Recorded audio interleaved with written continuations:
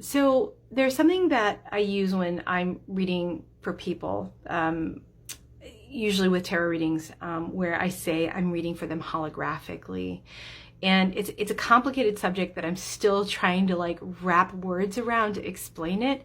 But here's a concept that I think can at least start that conversation. And this is all going in my class that I'm teaching. It's a hybrid class, so it's half passive, so you'll get workshops on your own. And then a week later, we meet on Zoom in real time with me, and we get to work these concepts out together, practicing them. And if you can't make it, it's all recorded anyways. But anyways, early bird special is just for the next week, so come hang with us. So here's one of the things I mean when I'm talking about reading people holographically. So you have the physical experience of the querent and you across the table. And the querent goes, will I ever get married, right? That is the presenting problem. That is the question. That is the thing that shows up, the anxiety that drove her to get a reading, because she needs that anxiety to be ameliorated in some way. And that's totally valid. But there are also at least two other aspects of that querent also talking at you as a reader through the cards and through your psychic phenomena. Now, the first one I want to talk about is, I don't have this really coined well, but like the upper querent or her higher self is also showing up.